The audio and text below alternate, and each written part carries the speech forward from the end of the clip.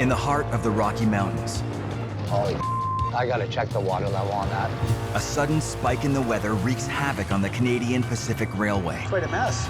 triggering a mudslide These things can happen in a blink of an eye. and a washout. Holy, that water raised 9 inches overnight.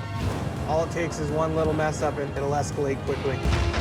That threatened to shut down this lifeline. You start bending metal, the price tag is huge.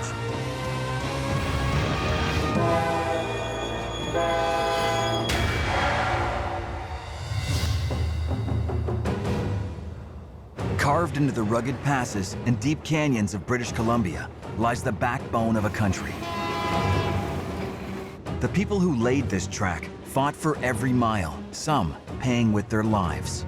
The Canadian Pacific Railway built this country, and I'm proud to be part of this. If this railway hadn't been built, there's a good chance that this country wouldn't look the way it does on the maps. But right now, a snap warm spell has triggered thunderstorms that threaten this treacherous stretch of railroad. The pounding rain melted the snow on top of the mountain, creating massive mudslides throughout the Rockies. For engineer Geordie Hunter, today's delivery will be no ordinary journey. I've punched slides with the trains, we've hit rocks, I've had close calls, but being an engineer is the pinnacle of my life. I'm gonna give notice here, Geordie. Yeah, okay. Geordie and conductor Jim Smith are transporting 6 high-priority 540-ton cars of red shale to a cement plant in Alberta. Shale, a hardened form of clay, is a crucial ingredient for making the cement that's used to build hospitals, schools, sidewalks, and skyscrapers across the country. The cars of shale are being shipped alongside containers crammed with household goods, including pop and beer, as part of a mixed merchandise or manifest train. I've been accused of using the word sexy and manifest in the same sentence. I have to say that the sexiest trains out here are manifest trains. And manifest trains are trains that have box cars, tank cars, flat cars, just about anything you can imagine that rolls on rails. Some of that stuff is really old, but it's beautiful. So we'll look after the brewery's beer. Yeah, we gotta look after the brewery's beer. But the beer isn't what keeps Geordie up at night. They're also carrying a single car of hazardous material, which is highly explosive. We're giving emergency response on how to deal with that car in the event of a derailment. This specific car is saying that it contains flammable liquid. It's got diesel gas. Geordie and Jim need to haul their 3,600-ton load 614 kilometers east across the country. From Ashcroft, BC, they must navigate around Shuswap Lake, through Revelstoke, up to Kicking Horse Pass, before descending down into Exshaw, Alberta. We're here to move freight. That's what we do best, right? Oh, yeah.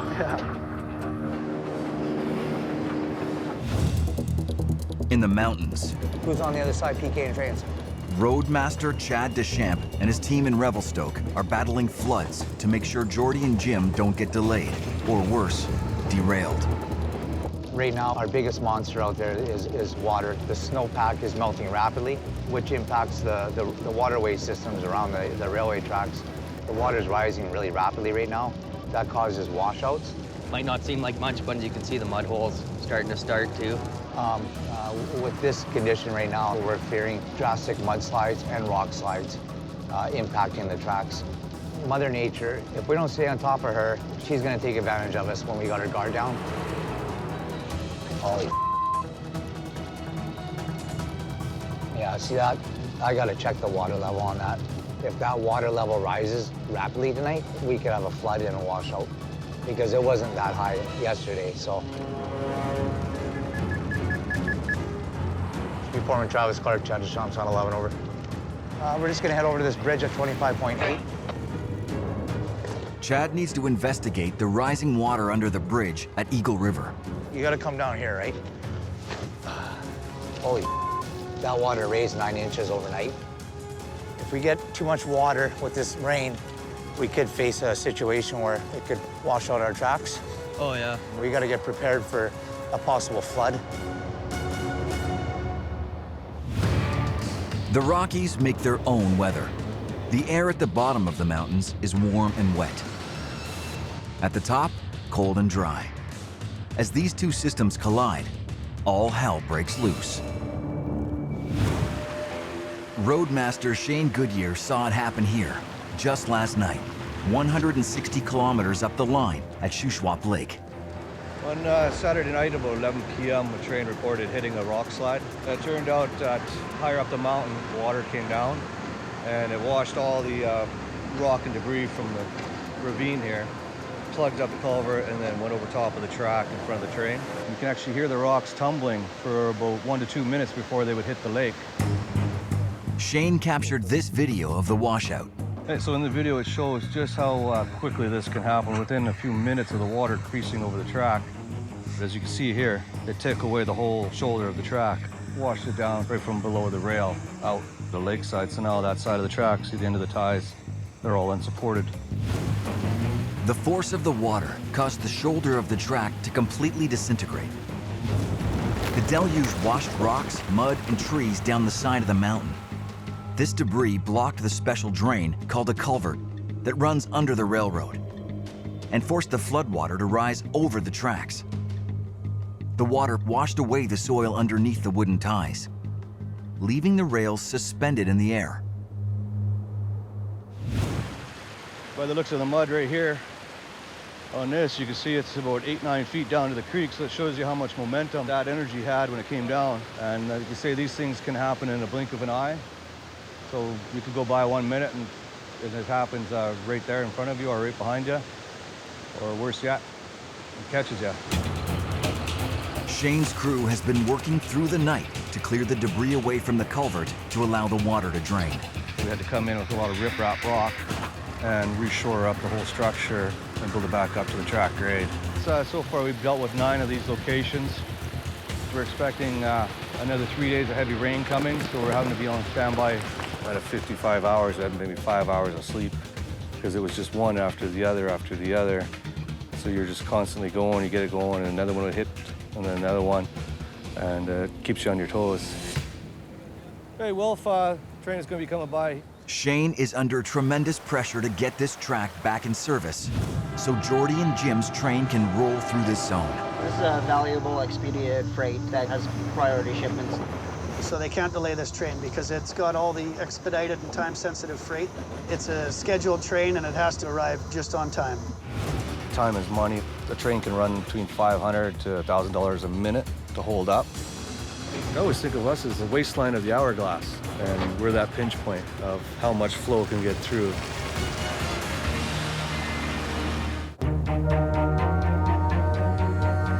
On the edge of Shuswap Lake, A few feet up into the ravine there, so you can see how the washout erodes the banks up ahead here and takes that material and deposits it down here. Roadmaster Shane Goodyear is struggling to get the track back in service after a mudslide obliterated it. Mother Nature's always in control, no matter what you can try to do or plan. Jordy and Jim's shale train is scheduled to pass through here in less than an hour. But they're already entering the edge of the mudslide zone that's overwhelming the rail crews. We're coming up to a mudslide. 3 or 4 weeks ago, and I had actually just missed it. Oh yeah? Yeah. The cliffs and ground along this stretch are unstable.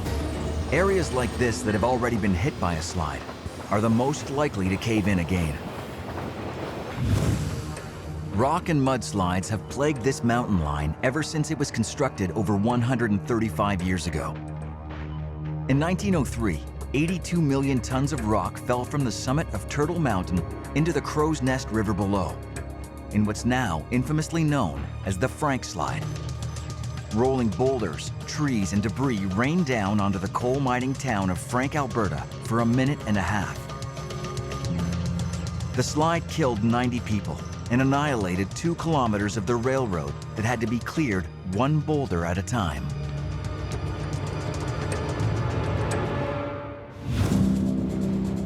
Around the next curve there, Yeah. close to the intermediate, it'll be up there. It was a substantial one too, and fortunately they went through it, but you don't want to end up in the lake. Quite a mess. I had to put it down a bit more extra ballast. Look at that, eh? Yeah. You don't really have time to be scared, what you do is you just react. And sometimes they're big slides. You don't know what's in it. It could be boulders, it could be trees. You don't want to pull the air and then end up in emergency stopped in the middle of a slide. That's bad, because now you're stuck.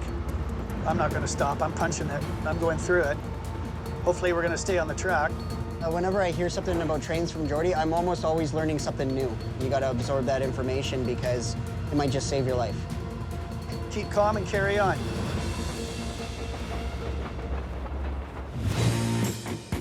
"2,500 kilometers east of the Rockies, in Ontario. The Ontario Northland Railway shuttles crucial supplies to remote communities that lie between the towns of Cochrane and Moosonee. You want to make that joint? Just make sure MJ's still clear. Yard foreman Jay Faldine and his crew are battling bone-chilling temperatures to load up a critical shipment of prefabricated houses to send north. Whereabouts are you, Taylor? I'll go down for the cut here and shed one. Winters aren't fun, but it's something you get used to. Temperature-wise, probably the worst I've dealt with was in Moosonee, and it was minus 53. That was pretty extreme, though. I'd say average in the wintertime. Minus 30 is, you can pretty much expect that every day. As long as you're working, you're nice and warm. You stay warm. As long as you keep moving around. The houses are headed to Attawapiskat, a remote First Nations village which is just south of the Arctic Circle. New construction is nearly impossible in this extreme environment. The winters can get really cold up here, minus 40, 45. It can get extremely cold. That's when we have trouble with our equipment. Wheels won't turn, everything freezes, truck won't start, you know. Attawapiskat has a housing crisis. Cracked walls, poor insulation, flooding, and mold have led to 1/4 of the houses here being condemned. But families haven't left them yet. There's nowhere else to live. The old houses around here, they get extremely cold, you know, they're not built for this kind of weather, you know, poor houses. But new homes that we bring up here, they're well built, they're super insulated. Today's shipment contains 4 new prefab homes. And for the families waiting for them, every day counts. When these houses get there, they'll be happy. You're on there, Taylor? We'll be down the other end there in a minute. Rail crews need to haul the houses 300 kilometers, from Cochrane north to the end of the line in Moosonee. Then things get tougher. The houses need to be loaded onto trucks that haul them 312 kilometers further north across an ice road to reach their final destination in Attawapiskat. At 12 feet right on. Jay's crew stacks the houses high on blocks, so they will ride up and over the guardrails of the narrow bridges along the way. All the houses, they've been measured, they've been chained down. That one there sticks out the end. So going around curves on the way to Moosonee, that might cause problems. Those ones there as well, how close they are together. We got to put an empty flat in there, just to make sure none of the houses bump into each other on the way. When we get going at good speed, they'll rock back and forth, and they got to keep an eye, make sure nothing gets a little cockeyed on the flats, because that would be one heck of a mess if one of these fell off. We're just putting the last one on there now. Then all of them will have the right spacing in between them. Locked and loaded, the houses head north.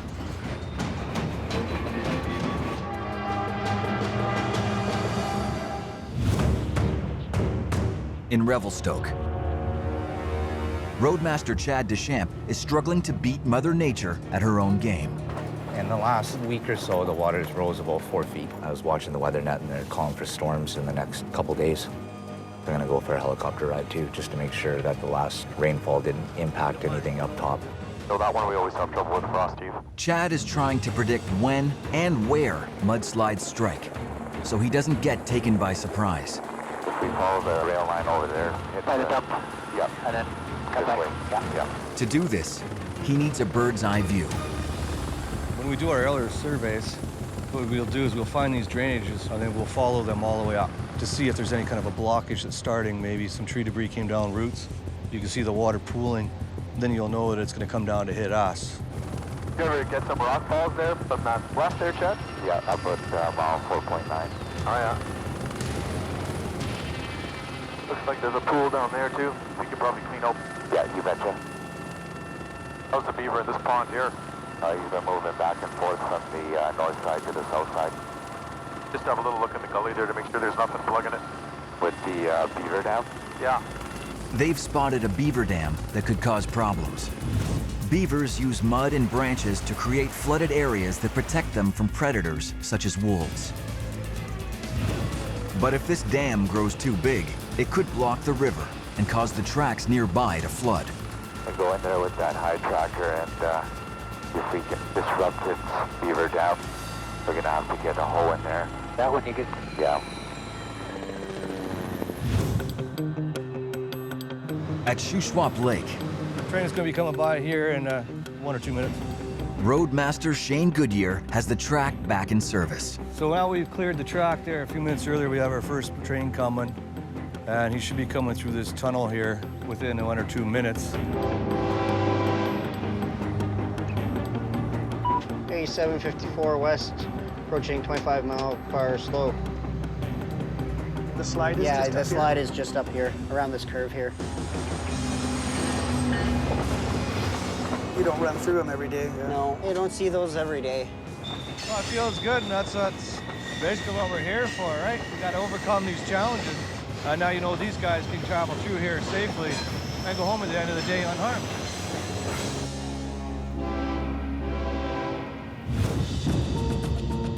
"200 kilometers east ahead of the train and 2,600 feet up, the mountain temperature is still far below zero.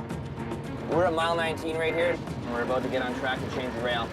Here in Golden, Canadian Pacific's track crew needs to replace a damaged piece of rail. This is one of the more challenging and dangerous places to work in all the CP due to the mountainous terrain trains have to go through and the amount of curves in the tracks. All right, ready to go. 24-year-old Jesse Dahlberg is a rookie. He hasn't earned his stripes yet. Or in this case, he hasn't earned the right to wear orange yet.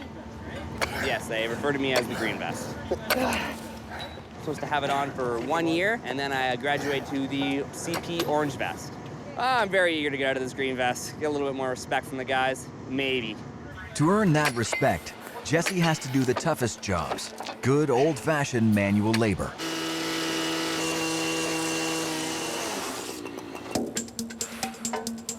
I worry about messing up as a green vest. I don't want to let anyone down, cause my foreman to be in trouble because he had to hell of a train. So there is a little bit of stress there for not up. Jesse, watch your back. Yeah, thanks. Coming in. Jesse's boss is foreman John Lindhorst. Watch yourself. Yeah.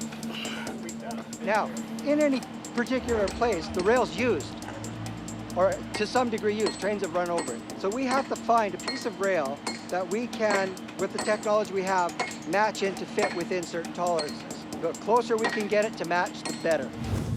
The surface of the replacement rail, called the headwear, must match the width and thickness of the old track. If it doesn't, the train wheels could catch as they ride over the repair, causing damage, or worse, an accident. Good? Yeah. Right now I'm just drilling holes for the joint bars. We've got 6 holes in each joint bar. Put track bolts in there, bolt them together. For bigger jobs, a welder would be on hand to fuse the track together. But for single track replacements like this, they connect the pieces using a metal bar called a joint bar. Give it a little love tap maybe. There we go. The joint bar must sit flush to the new piece of track to hold it securely. So on the other side, let's hit this one here. We gotta hit this bar down a little bit. But there's something wrong. I'm just trying to get the joint bar on properly. It's not sitting quite right. I've never seen that like that before. I'm not 100% of what the problem is. That's why I'm the rookie. We got 19 minutes. Well, we got a new set. That's a new bar. In Golden, I'm just gonna put the nut on the end. Jesse and the crew are struggling to replace a broken rail. That's it for that one. The steel joint bar that attaches the new section to the existing rail won't fit properly. Take it off. The rail has been transposed, which means that it's been moved from one side of the track to the other. The wheels have deformed the rail to a degree, and you have to grind that deformation off in order to get the bars to seat properly and hold correctly. The replacement track was chosen because the headwear matches the existing rail, but they salvaged the rail from used track. Its outside edge has been worn down by passing trains. The deformation isn't easy to spot, but it's enough to prevent the joint bar from sitting flush under the new rail. So we gotta take this off. They have no option but to tear the joint bar off and grind down the deformed replacement track. This is something you gotta watch for anytime you get transposed rails. Yeah.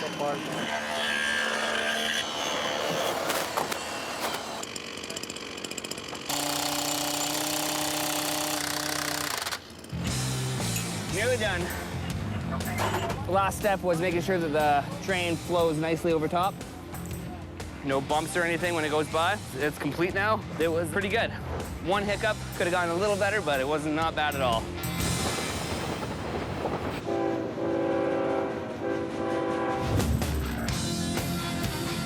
Halfway across the country, engineer Sean Mills is in the hot seat of the Ontario Northland train.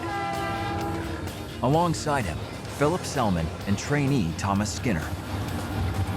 1806 north, 1 mile gale to no restrictions. They're hauling the prefabricated houses to the end of the line in Moosonee. Houses are looking good. There's 4 on the train taking up north with us today, so we've been busy. They're approaching the first hurdle of the trip. We have to come to a stop here in a couple of miles and proceed with caution over this bridge up here. 4 bridges offer the only route through this landscape, which is all creeks, rivers, and swamps. The bridge girders sit high above the ground to allow ice to pass underneath during spring breakup.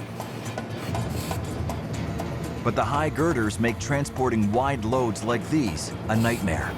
We're going to stop for the bridge, and Phil should be getting out on one side, and Thomas will get out the other. We'll proceed by radio communication. We usually have enough clearance, but I've been on one train where there's been just enough clearance, maybe half an inch.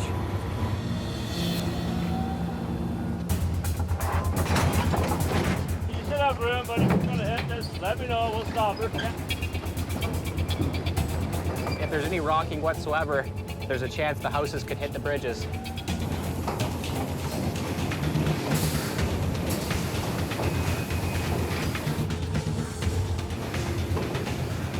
All look good so far? And they're clear. 1 bridge down, 3 to go.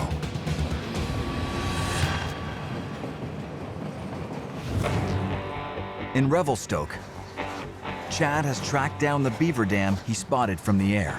Well, this is the prime suspect here. This was a problem that was causing the stagnant water. A single beaver dam can redirect an entire river, flooding hundreds of acres. Unchecked, this one could grow, blocking the waterway and submerging the nearby tracks. We have had previous floodage. It would wash away the shoulder. So I want to get on it now before it gets to that point. Jeffy, I'll show you over here. I take the grapple and just loosen it up a bit. I gotta watch out for the wires. Chad's called in a 10-ton truck equipped with a grapple to remove the dam. As soon as I get set up, I want you guys to watch for power lines. Somebody's gonna keep an eye out that I don't clip them. It's a big truck on a small road, so lining up the grapple with the dam won't be easy. Cut it hard! To make Chad's task even more difficult, one of his guys is a no-show. Oh. And this isn't the first time. There's an issue? Yeah. Jimmy Taylor is Chad Deschamps's biggest headache. I guess everyone just looks at me as a dumb kid, which is pretty true. In the last 6 months, he's committed the cardinal railroading sin. I ended up leaving a switch open. I lost a lot of pay, I lost a lot of privileges, and especially I lost a lot of respect. We all have bad days, buddy. Being repeatedly late for work. I apologize to Chad for not showing up on time or just being a general smartass. And it's never good when your boss hears you've been bad-mouthing him behind his back. It seems like Chad is under a lot of stress at all times, but the thing is, he relays the stress that he's under onto his employees. and quite a bit too. When everybody has a problem with you, maybe everybody else isn't the problem. Maybe it's yourself that is the problem. But the thing about Jimmy that really gets under Chad's skin You want to see a magic trick? No. is that Jimmy loves magic more than he loves the railroad. If you do this, it feels like you're running an accelerated rate. Thank you. I'd love to just spend my life on magic. You have the fantasy, which is the magician thing, but then you have real life, which is, you know, the CP thing. I think I need to move to a bigger city. Revelstoke's best magician, because I'm Revelstoke's only magician. It's funny, but it doesn't pay the bills. Chad's biggest concern is Jimmy's lack of focus. The operations of the railway is a huge commitment, and you have to have your heart into it. There's that log right there. I'll try and pull it from the bank. Our team here, we try to work safe and comply with all the rules. Well, it's just sometimes you're giving a person advice, but they're not taking it serious. That's what worries me, is the lack of seriousness. I know he's going to get injured just because he has that attitude, and I don't want that to happen. I just need him to really focus and know that this is the real thing. You want me to go up further than that, don't you? If anything, Jeff, you can go back to where you were at the very beginning, but closer in. They have no choice but to start tearing the dam apart, one man down. Right there? Good, good, good. While Chad tries to track down his problem child. That's bullshit.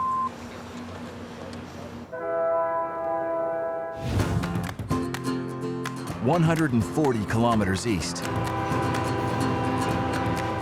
Jordy and Jim roll clear of the mudslide zone. Rule A is always wave to the kids. It changed my life. When the engineer or the conductor waved to me, it was like meeting God. We got someone up here, they might wave. Let's see. This is the best part of the job.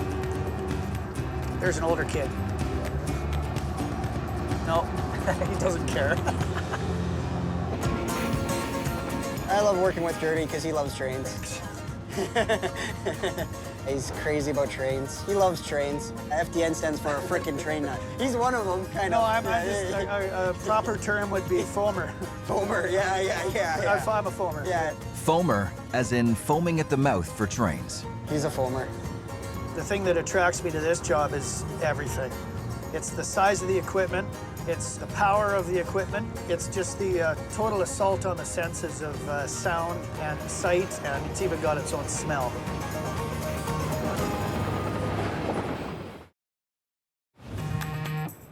Near Revelstoke, Chad and his crew are almost finished removing the beaver dam. Legs up, move down. Yep. Jimmy finally shows up for his shift, but not in time to save his skin. After the job is done, Chad pulls Jimmy off-site to have a talk. Absentees. Yeah, I've shown up late many times. I believe my running count is 5. Yeah. Which is nowhere near acceptable. I'm not putting up with it, so you know what I mean? Like, when you come to work, you gotta be focused. I'm serious. I'm worried about you.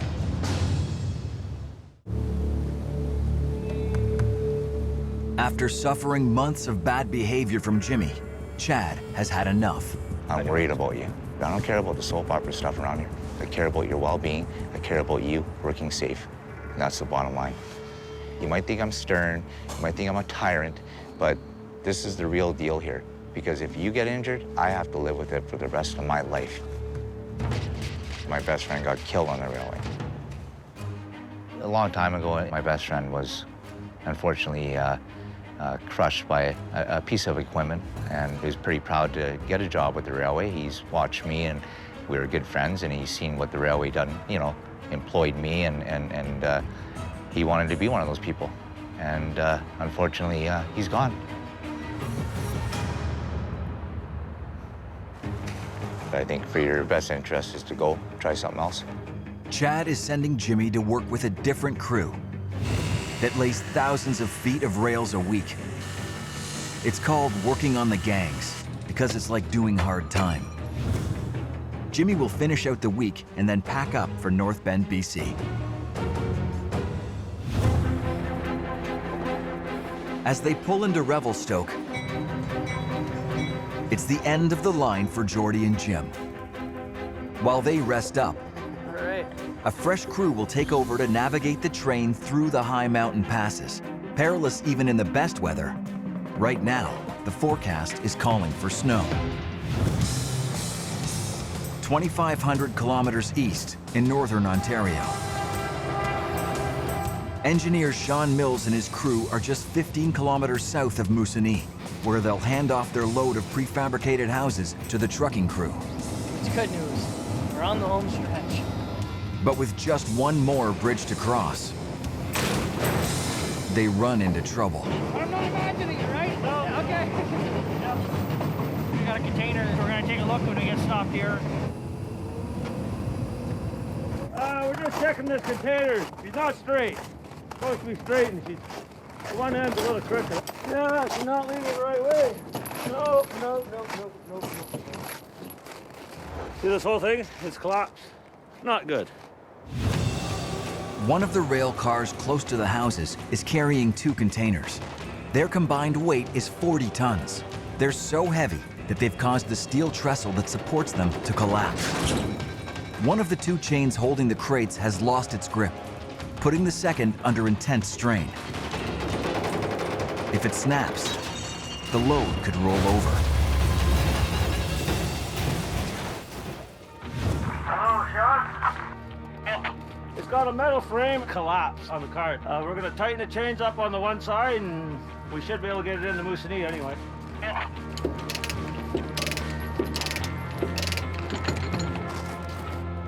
Yeah, we'll go to 10 miles an hour and walk up.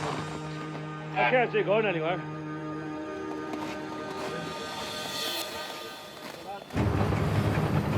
And it's flattened right out. Like if it wasn't for the jacks there for the truck, it would have fell right to the ground, flattened the steel right out. If we didn't have the big dimensional houses on and had the guys go and check at the bridges, we would have never noticed that. If it did fall off, it could have definitely derailed the train. Could have been disastrous. So I think it's a good thing that those houses were on there today and we were checking it out, that's for sure. We have to proceed the rest of the way into Moosonee at restricted speed.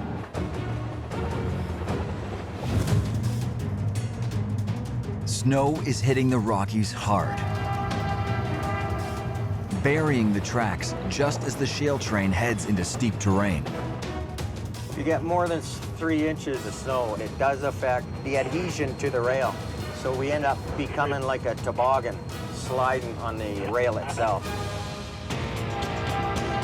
The new crew, engineer Andrew Dockrell and conductor Jordan Gillis, must fight the snow to coax the train down the mountain into the foothills of Alberta. You can get a runaway really easily. Those are pretty severe and life-threatening for sure.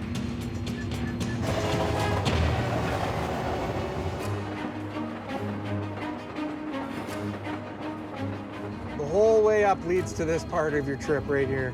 The downslope here is 2.5%. It's one of the steepest rail descents on Earth. It's not an ordinary train ride down this hill. You've got to be on your game and expect the worst and pray for the best. The key to navigating a slope like this, in the snow, is to gain control of the descent before it even starts. I have to keep an eye on brake adhesion, and if I'm not on top of it, we can pick up quite a bit of speed and increase in like a matter of seconds. So I have to apply a couple extra pounds air brake or more dynamic brake. Each locomotive that powers the train is fitted with dynamic brakes. But these aren't enough to stop the fully loaded 3,600-ton train.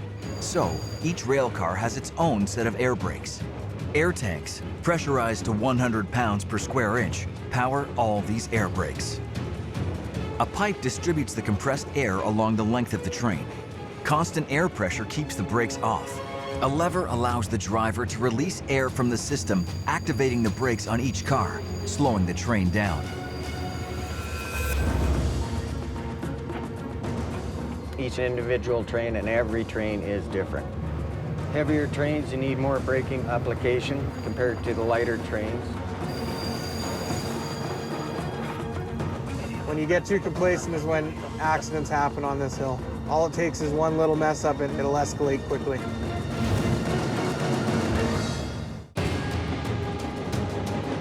Andrew and Jordan's 3,600-ton train is dipping into a legendary steep descent through a whiteout.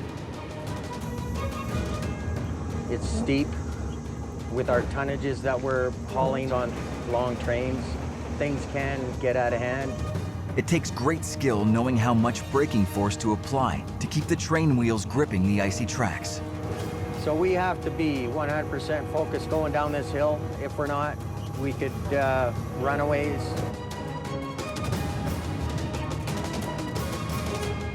We made her. No better feeling than making it down in one piece. What time are you showing in? 29.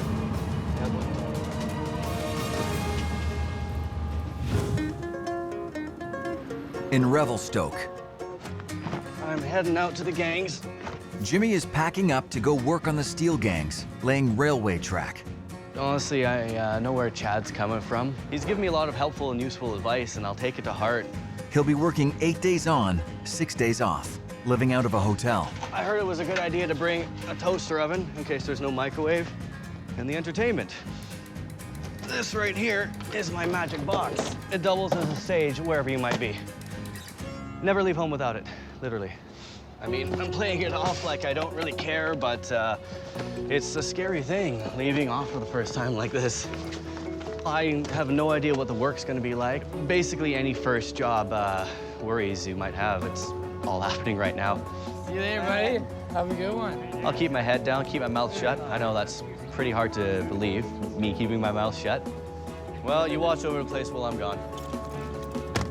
There's a lot of new ahead of me, a lot of old behind me, and that's kind of the way I wanted to keep it. And I'll be back. I know I will.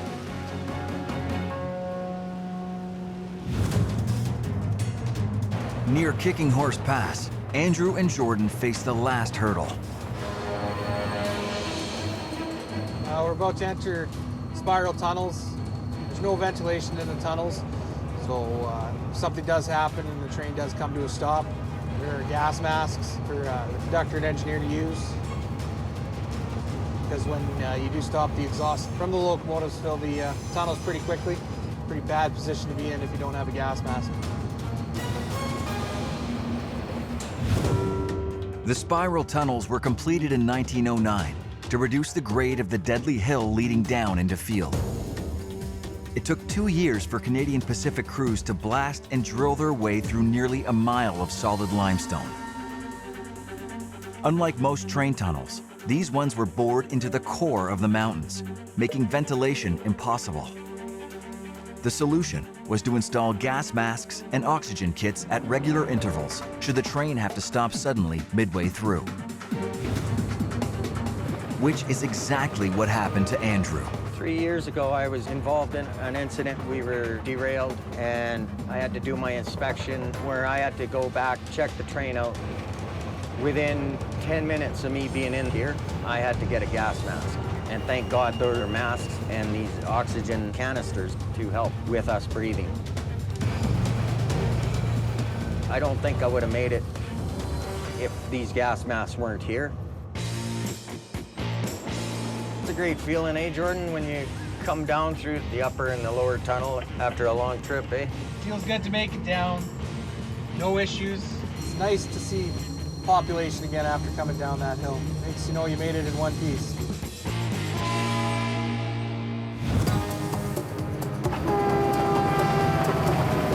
In Ontario, Made it to Moosonee. This is the end of the line for the houses for us. Sean and his rail crew made it to Moosonee intact and in time to hand off the houses to the trucking crew. Cover it on the joint. That'll do. Good joint. Now the guys here are just taking all the chains off and getting them ready to unload. The houses need to reach Attawapiskat by day's end. The 312-kilometer journey will take 5 hours by ice road. That's if nothing goes wrong. We're getting some fuel so we don't run out of fuel. Nice to have a full tank just in case something happens on a winter road. The trucks might be idling all night or whatever. Good to have extra. I'll just check the back. Ice road trucker Jim Wesley heads up the convoy. The drivers stay in touch with each other via radios. And everybody's in a mad rush, too, to get all their freight right now. The surface of the ice road is roughed up regularly, but the more traffic that passes, the smoother it gets. And on a sunny day, it's like a skating rink. The road is all ice capped, and it's super slippery. That makes it a little bit more dangerous, I guess. Keeps you on your toes.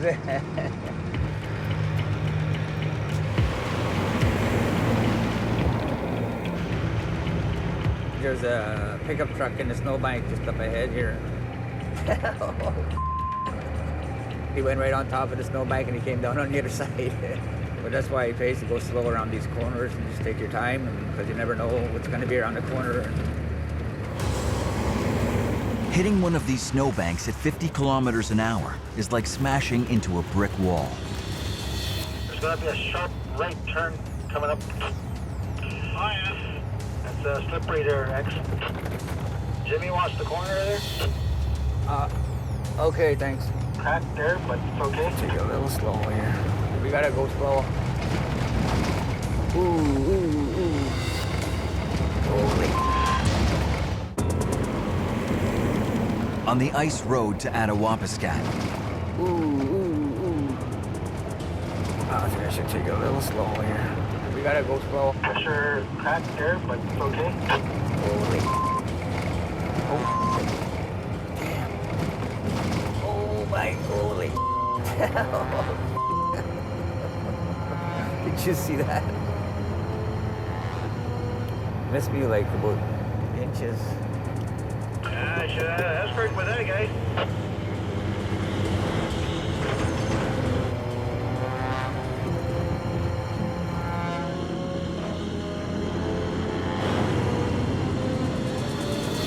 Made it across. It's a little heavy there, but we made it. After an arduous 5-hour journey, the new houses finally arrive in Attawapiskat. Houses have come on a journey. They've come first by train, then on the ice road, and here they are. They found their new home. It's a huge relief for Lawrence, who will install the houses on their foundation pads for the owners. This year we're lucky. We're very glad that they made it up here on time. Over the next year, Lawrence's team will hook the houses up to services ready for families to move in.